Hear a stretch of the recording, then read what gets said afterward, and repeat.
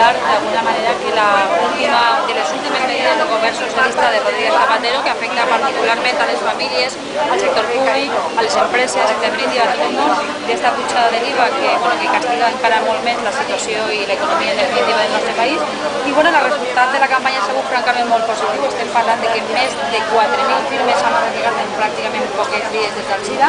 i volem contribuir des d'Alzira perquè també des de la comunitat valenciana per arribar al govern socialista que rectifiqui les seves medides i en definitiva poder evitar que el 1 de juliol pugui entrar en marxa esta medida que, si castiga a tot el món.